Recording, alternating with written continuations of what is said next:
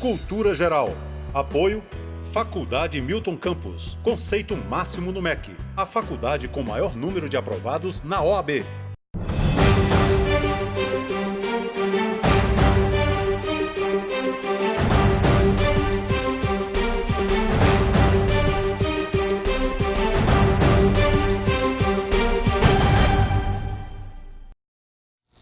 Olá, sejam todos bem-vindos ao programa Cultura Geral. Hoje a gente vai tratar da reforma da Previdência. A ideia era fazer o painel, nós tivemos alguns contratempos aí de saúde, mas dá para a gente poder fazer uma discussão muito ampla a respeito da reforma da Previdência, tanto nos aspectos fiscais, né, e também na reforma de uma forma geral também, né? Eu acho que a gente precisa tratar desse assunto, é o assunto do momento, é o assunto que acomete toda a sociedade brasileira e vai interferir na vida de todas as pessoas. Então é importante que façamos esse debate, né? A gente vai começar essa série hoje, né? Esse painel, e vamos levar para a semana que vem. Provavelmente teremos mais 2 ou 3 painéis aí falando sobre a reforma da Previdência. Sejam todos bem-vindos nessa sala de bate-papo. É sempre um prazer fazer o Cultura Geral aqui na TV Banqueta. Hoje a gente está recebendo aqui o Tiago. Tiago, seja muito bem-vindo mais uma vez. É um prazer te receber para a gente poder tratar desse assunto que nos tem custado também muito caro, né? Tem custado muito caro. Agradeço pelo convite. Betão, voltando aqui há já um tempo que eu não vinha, né? Uhum. Mas é sempre um prazer estar aqui com vocês. Vamos ter que subir nos caminhões aí para poder fazer manifestações aí contra a reforma? Sim, vamos ter que fazer. Já estamos fazendo, né? Vários órgãos, a OAB, o Instituto de Estudos Previdenciários, do qual eu faço parte, já está movimentando com vários grupos, vários sindicatos, a ANFIP, que é a Associação Nacional dos Auditores Fiscais, também se movimentando contra a reforma, né? E a gente tem aí, mais recentemente, né, e envolvia outras questões, né, na questão da educação, mas os professores também já na luta aí contra a reforma da Previdência. Lucas, os aspectos fiscais é um desafio aí dentro dessa reforma da Previdência? Na minha opinião, Betão, é o maior desafio, os aspectos fiscais e tributários, dentro dessa reforma da Previdência. Inclusive, toda essa discussão, a reforma previdenciária em si só está acontecendo por uma questão financeira, tributária do Estado, que cada vez menos tem caixa desvinculado para aplicar em suas políticas públicas.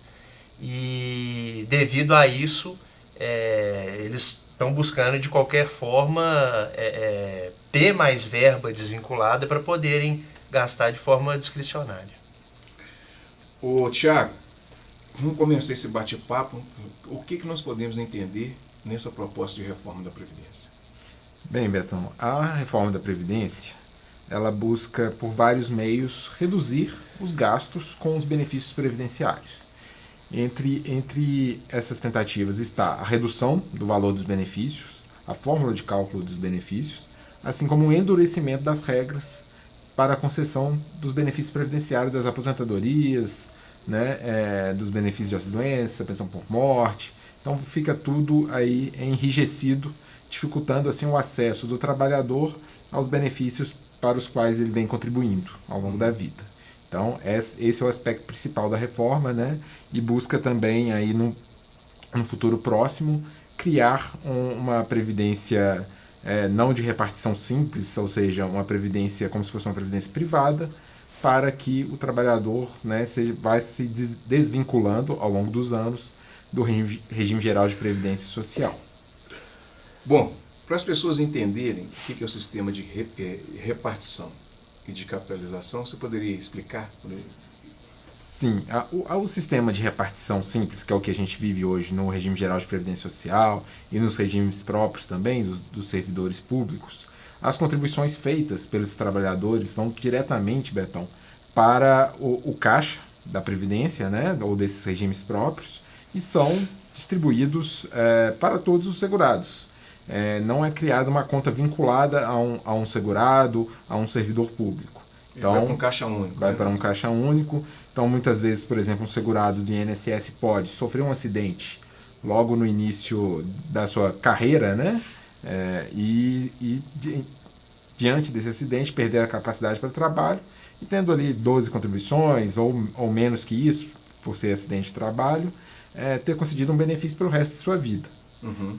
O cidadão vinculado já no sistema de capitalização não vai ter essas condições, ou vai receber, durante o restante de sua vida, um benefício bem menor, porque não há justamente essa solidariedade. Ele contribui, se ele contribuiu ali apenas por, não sei, 10 meses, por exemplo, sofreu um acidente, ele vai até, pela proposta, aparentemente, a um benefício mínimo de um salário mínimo, mas não vai ser condizente ali, às vezes, com a manutenção da vida desse segurado, né?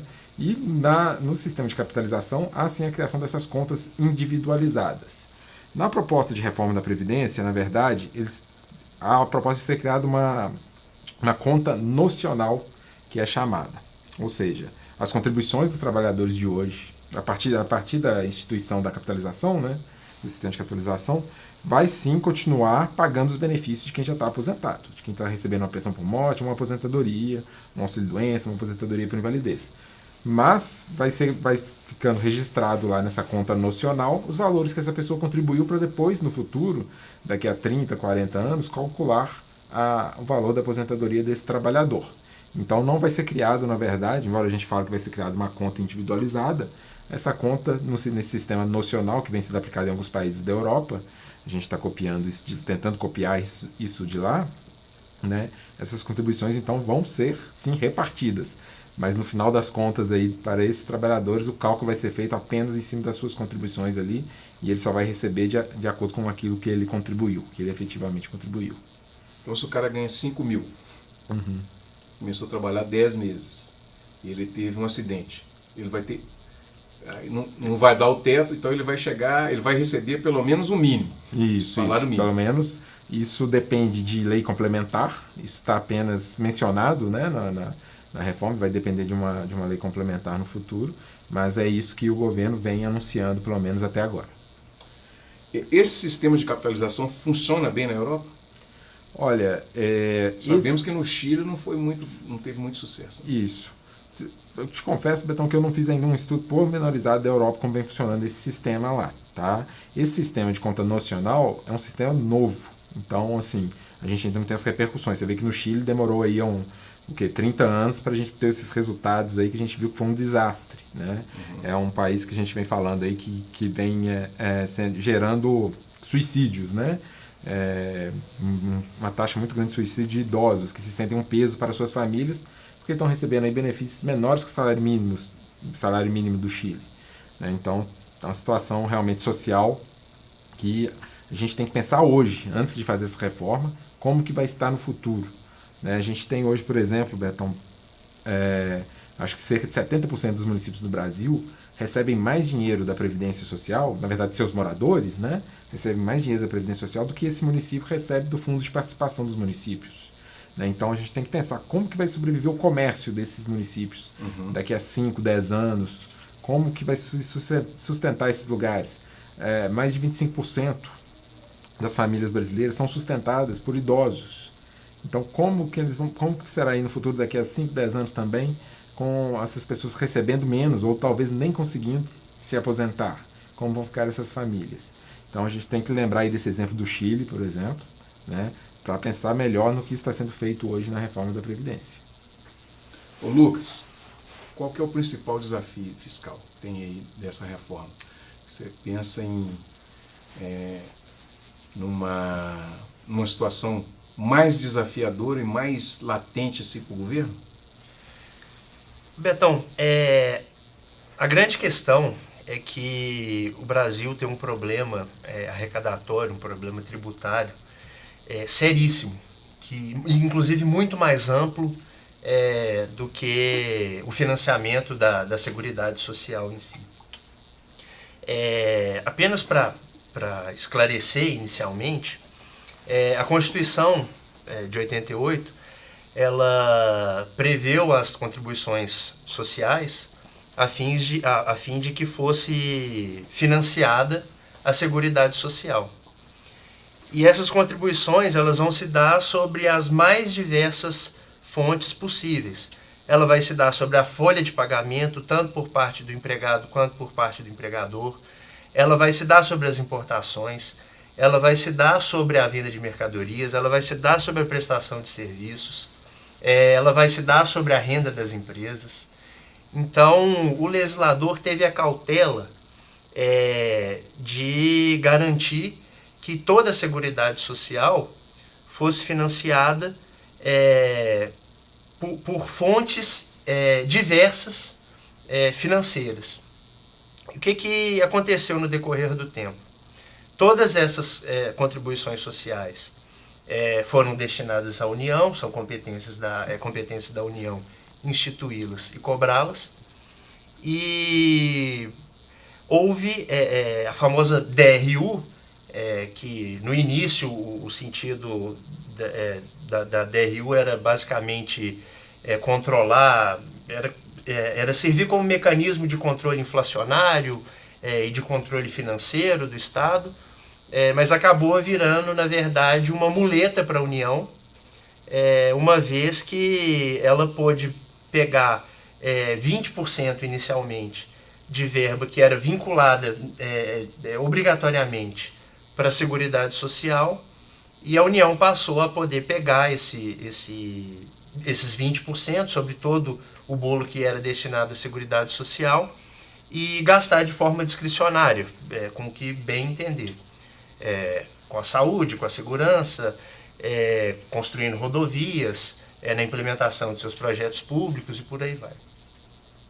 Só que a DRU, em tese, ela teria um tempo determinado de vigência, a fim de se estabelecer o equilíbrio fiscal do Estado, e ela iria deixar de existir. Só que de forma reiterada, os governos prolongaram essa DRU no decorrer do tempo. Isso não é exclusividade de governo de direita, de governo de esquerda, todos fizeram isso. Tem até uma situação muito interessante que, antes do impeachment da Dilma, a Dilma apoiava a manutenção da DRU e tinha a bancada contrária contra a manutenção da DRU. A partir do momento que ela foi afastada, o PT passou a ser contra a manutenção da DRU, e a antiga oposição, que se tornou situação, passou a defender a manutenção da DRU, e não só manteve, como aumentou para 30%. Isso em meados de 2016. Então, o que acontece? Durante todo esse período, isso desde 94, as verbas que eram destinadas obrigatoriamente para a Seguridade Social, não só para a Previdência, mas para a Seguridade Social como um todo, foram subtraídas pela União e gastando isso no orçamento de forma discricionária, o que, sem sombra de dúvida, ocasionou uma perda enorme para o sistema da Seguridade Social. Muito se discute hoje que esses 30% não tiraram dinheiro da Previdência Social. E, de fato, de um período para cá, realmente não tirou da Previdência, mas tirou da Seguridade Social como um todo. Então, no próprio orçamento, se aquela verba é destinada para a Seguridade Social, você poderia remanejar parte do que iria para assistência social ou para a saúde, você poderia destinar à Previdência, e isso não foi feito.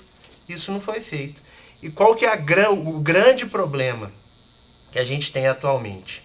A gente vai passar por uma reforma previdenciária que vai ser mais um sacrifício social imenso.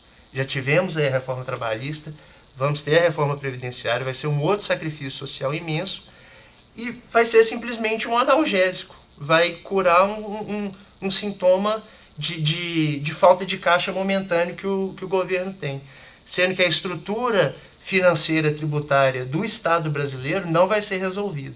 Então, daqui a pouco tempo, certamente vão ser necessárias mais reformas.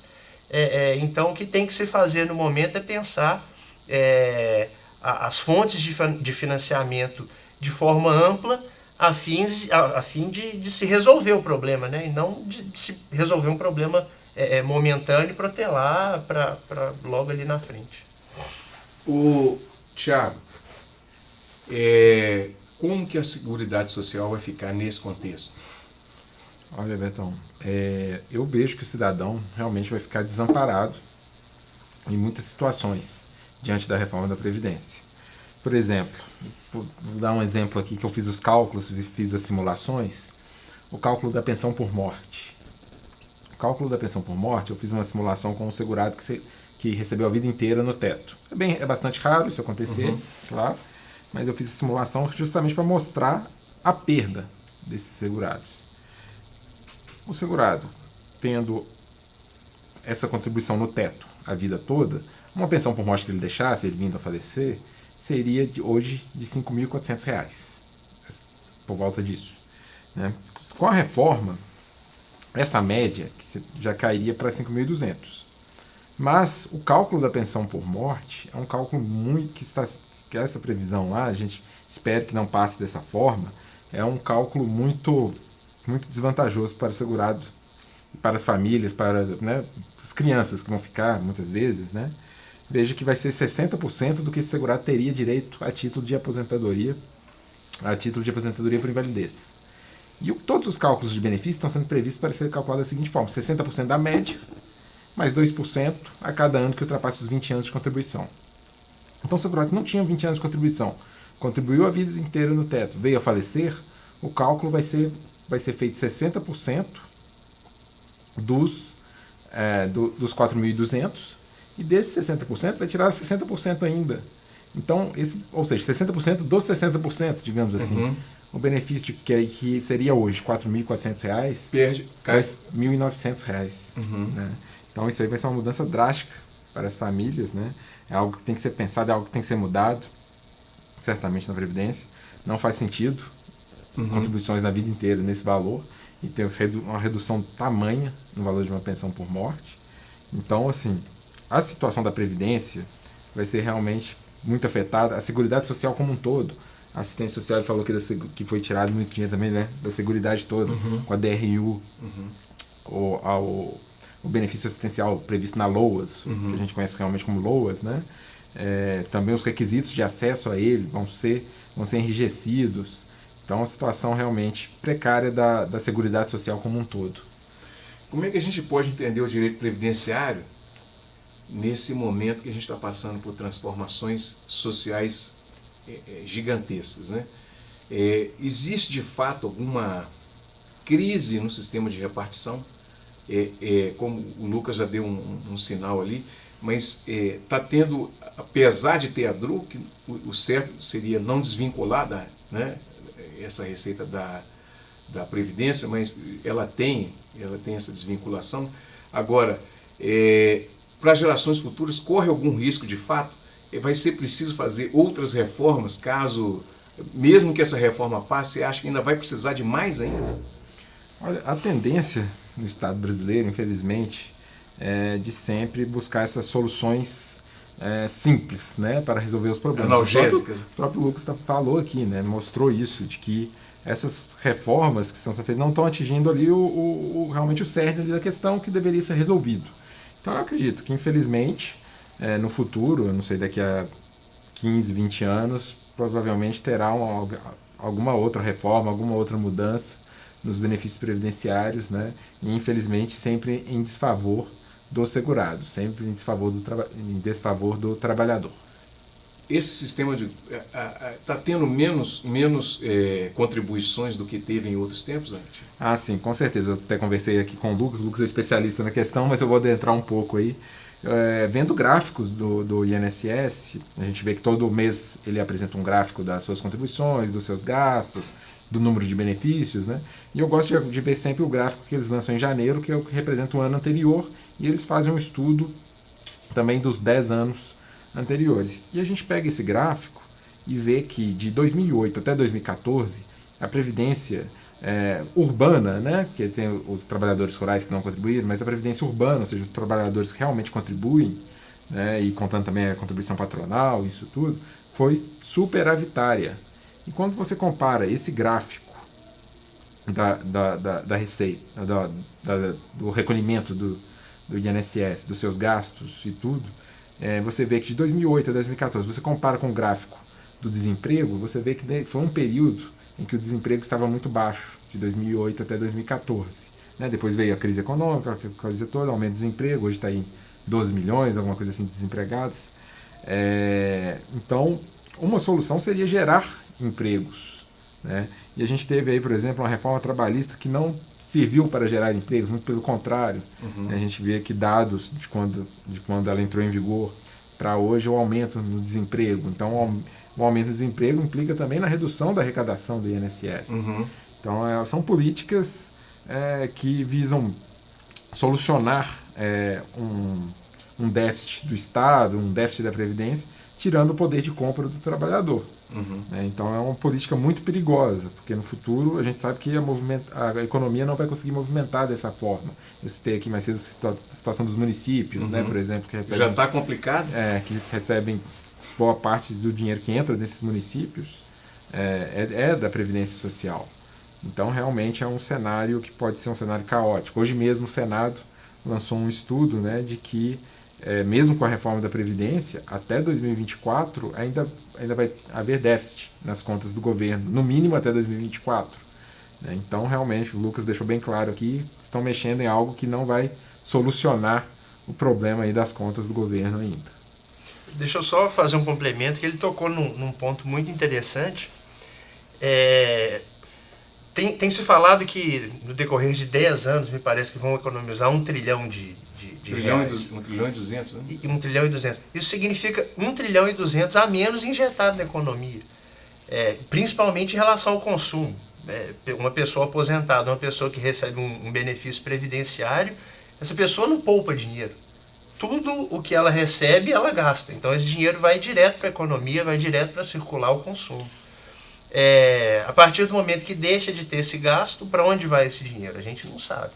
Acredito que grande parte vai para pagar dívida, vai para alimentar juros da dívida ativa e por aí vai. Rolar a dívida pública. Da dívida ativa, não, da dívida pública. E tem um outro fato interessante. Grande parte da tributação brasileira se concentra sobre o consumo. Então, a partir do momento que o Estado paga esses benefícios são convertidos em consumo e o Estado arrecada novamente. Então não é um benefício que você está pagando e não tem retorno nenhum. Esse dinheiro está voltando para o Estado, seja em forma de ICMS, para o Estado federal, para o ente federativo, seja em forma de PIS e COFINS para a União. Então, e sem contar que isso gera empregos, isso gera movimentação empresarial, isso gera faturamento de forma geral, contratação de serviços. Então, as coisas não são tão preto no branco como se parece. Deixa eu fazer um intervalinho, vou fazer um intervalo, tomar uma aguinha, daqui a pouquinho a gente volta com mais Cultura Geral. Não saia daí que o papo está muito bom.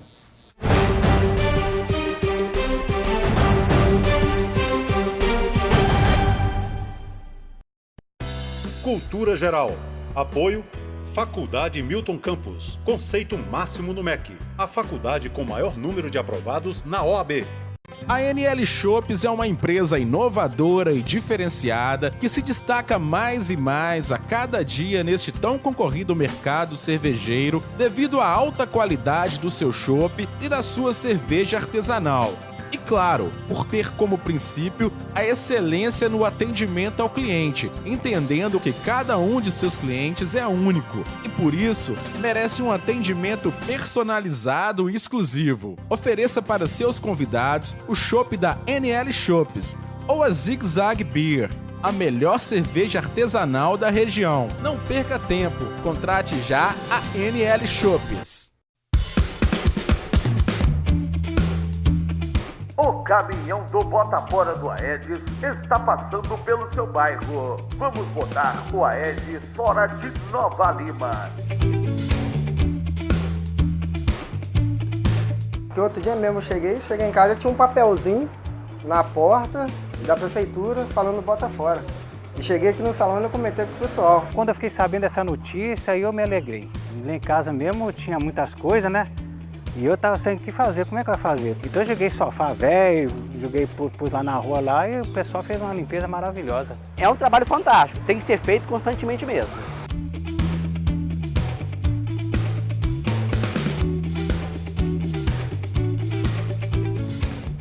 O Bota Fora é todo dia. A pessoa saber respeitar, ter educação para a nossa cidade. A prefeitura fazendo e a gente ajudando, né? Cultura Geral. Apoio Faculdade Milton Campos. Conceito máximo no MEC. A faculdade com maior número de aprovados na OAB.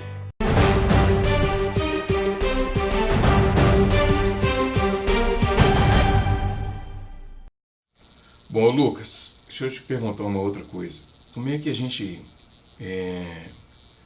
pode perceber todas essas reformas, né?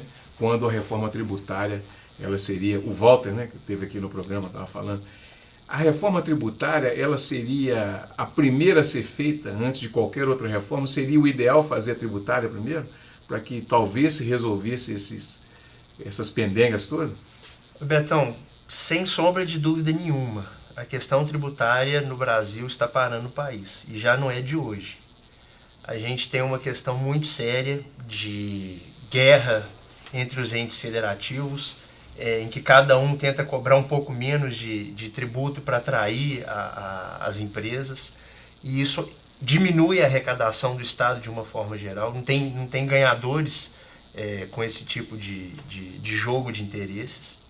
É a famosa guerra fiscal, né, que se chama de guerra fiscal. O Brasil enfrenta um problema muito sério, que é em relação à concentração massiva da sua tributação no consumo, e não se tributa a renda. A tributação da renda é um problema no mundo inteiro hoje em dia. No mundo inteiro se discute a necessidade de se tributar a renda de uma forma cada vez mais progressiva, mas no mundo globalizado isso virou quase que um ideal inatingível, porque tenta-se tributar a renda, a empresa sai do país. A empresa desloca atividades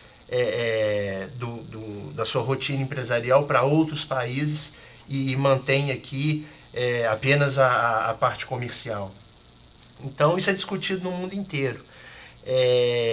O grande problema no Brasil é que a gente tem situações crônicas que já perduram no tempo, desde a Constituição de 88 e mesmo antes dela, e que nunca se resolvem. Vem sempre paliativos, o Estado sempre na sanha arrecadatória, impondo cada vez mais obrigações acessórias ao contribuinte, porque grande parte das vezes o grande problema não é nem o tributo em si, mas o custo que você tem para se calcular o tributo, para cumprir a obrigação e recolher o tributo no final das contas. Uhum. Então isso é um sério problema. A gente tem um outro enorme problema, que é a cumulatividade. A cumulatividade, ao meu ver, é um dos grandes aspectos que trava o comércio internacional brasileiro, porque à medida que o produto da cadeia inicial, na cadeia final, vai acumulando com o tributo que foi cobrado na cadeia anterior, isso encarece o preço final do produto. Em tese, isso não poderia ser exportado, então você tem um mecanismo pífio de compensação no Brasil que não funciona, então o Brasil acaba exportando tributos, e é óbvio que perde competitividade nesse mundo globalizado, e a gente fica fadado a ser um país produtor de insumos agrícolas. Às vezes as pessoas acham que isso não tem nada a ver com a reforma da Previdência, mas tem tudo a ver, né? Tem tudo a ver, tem tudo a ver. Uhum. Na verdade, o Brasil precisa de uma nova visão de Estado. Essa visão de Estado burocrático, de Estado provedor, isso já não funciona mais. É óbvio que tem que resguardar os interesses, principalmente das pessoas menos desfavorecidas. A gente tem que levar em consideração que o Brasil é um país extremamente desigual. Agora, cabe ao Estado mais que nunca focar e concentrar as suas forças no combate à desigualdade social. Uhum. E não em fomento de atividades econômicas que por si só já poderiam se autogerir. É óbvio que tem que fiscalizar, porque a gente sabe o que acontece se não tem fiscalização. Mas esse paradigma de Estado burocrático e provedor que o Brasil tem até hoje, isso precisa de acabar. Tiago, o que a gente pode pensar de uma previdência futura com relação a esse mundo do trabalho tão diferente do que a gente teve em outros tempos? Nem tanto tempo assim, né? Mas a gente estava conversando aqui umas 2 ou 3 semanas, falando com o professor Walter Lobato, que esteve aqui. Ele falou assim: nós estamos com um problema seríssimo, porque você tem uma empresa que está sediada nos Estados Unidos, que vende aqui e a gente não recolhe nada. E isso acaba, de fato, esbarrando em todas as políticas públicas e políticas sociais também. A Previdência também vai ter que se reinventar também nessa condição e ajudar nessa administração também arrecadatória também. Como é que você pensa tudo isso? Então, o que acontece com a Previdência hoje, e eu acho que vai piorar ainda com a reforma em relação à arrecadação, que as pessoas não têm, também uma educação financeira, as pessoas não têm uma educação financeira, não sabem da importância da contribuição previdenciária, e quem pode hoje não contribuir, né, é obrigado a contribuir, mas pode não contribuir, como segurado contribuinte individual, né, são os autônomos, eles acabam não contribuindo. São segurados obrigatórios, deveriam contribuir, né. A Receita, há alguns anos, aí, tomou algumas medidas contra essas pessoas, contra algumas classes específicas, né, advogados, médicos, dentistas, né, que não estavam contribuindo para a Previdência. Então ela cruzou os dados lá e foi atrás dessas pessoas cobrando. Mas as pessoas com a reforma vão ficar menos incentivadas ainda. Elas não vão saber. Vai ser difícil, vai ser praticamente impossível programar uma aposentadoria com a reforma da Previdência, porque é algo que a gente vem chamando de gatilho na reforma, que é o quê? O aumento da idade mínima para a aposentadoria com o aumento da expectativa de vida do brasileiro. Então pode ser que daqui a 10 anos, daqui a 5 anos, a idade mínima para a aposentadoria não seja 65, seja 66. Daqui a 10 anos seja 67. Então o trabalhador entrando hoje no mercado de trabalho não vai conseguir programar uma aposentadoria dessa forma. Tá? Então isso não vai incentivá-lo também a contribuir para a Previdência. E assim, a reforma trabalhista trouxe alguns mecanismos, né, algumas alterações. Tivemos algumas alterações também de entendimento jurisprudencial que facilitam aí um trabalho informal, digamos assim, ou a pejotização, né, que eles vêm fazendo, né, que outro seríssimo problema. Isso é outro sério problema, porque reduz também a arrecadação da Previdência.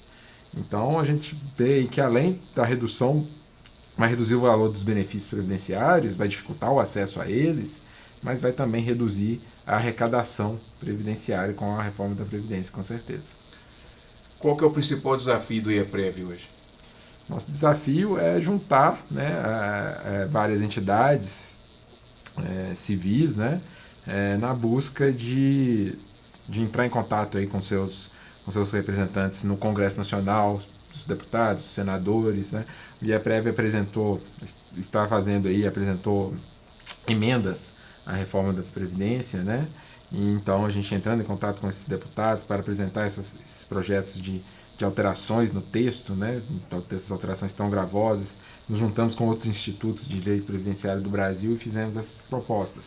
Estamos fazendo também manifestações, né, junto com outros órgãos, principalmente dos auditores fiscais da União, né, que estão bem cientes aí que eles que controlam a arrecadação, né? Eles sabem o que está acontecendo, quanto dinheiro entra, quanto dinheiro sai, o que deveria ser feito. E é isso, é lutar mesmo aí para tentar barrar essa reforma, ou pelo menos, né, alguns ajustes, certamente. Previdência, assim como qualquer estrutura do Estado, de vez em quando precisa sim de algum ajuste, né, algumas mudanças, né, para se adequar às mudanças da sociedade. Mas essas mudanças aí que estão sendo propostas, né, eu costumo falar que não é a reforma da Previdência, porque quando a gente vai reformar, a gente pensa em algo bom. A gente vai reformar a nossa casa, a gente vai trocar um piso, trocar um telhado, mas vai deixar uma coisa bonita, né? Com a reforma da Previdência, na verdade, a gente vai se julgar o chão, vai se derrubar tudo. Então a gente, né, fica bem preocupado com essa situação. Ô Lucas, o que o trabalhador pode esperar e qual o recado que você deixaria, você que é especialista em direito do trabalho, qual que é o recado que você deixaria aí para essa turma que está batendo cartão até hoje, né? Bom, Betão,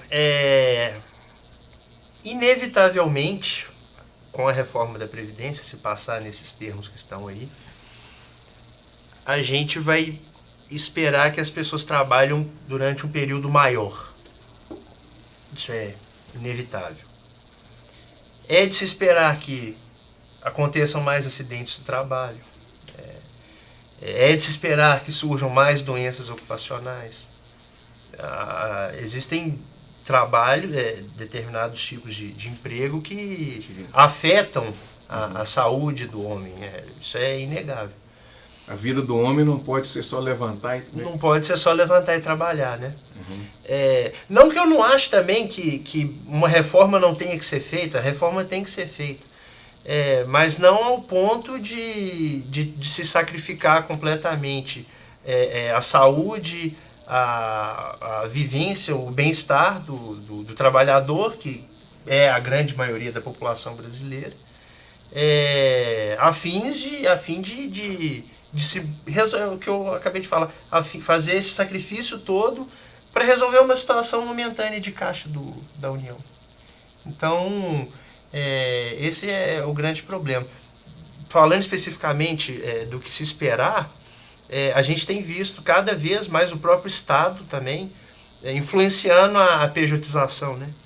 Então, cada vez menos a gente vai observar a relação tradicional de emprego, e eu acredito que a gente vai passar a ver prestações de serviço autônomo e cada vez mais a pejotização, porque com a pejotização, estou explicando o que é pejotização, é basicamente criar uma pessoa jurídica para uma pessoa física prestar determinado serviço. Com esse fenômeno a gente vai ver queda de arrecadação tributária, porque você tem uma vantagem imensa, você não vai recolher INSS, principalmente.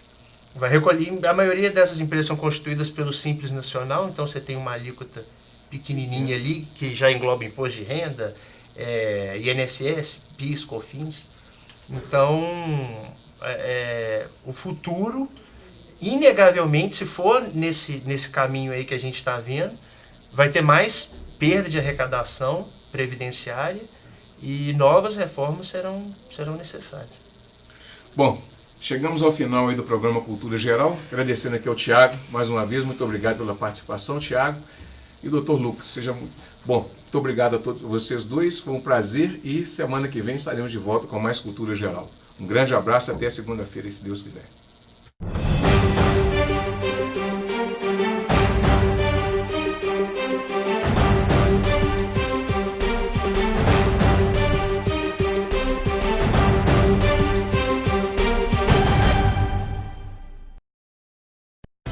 Cultura Geral. Apoio Faculdade Milton Campos. Conceito máximo no MEC. A faculdade com maior número de aprovados na OAB.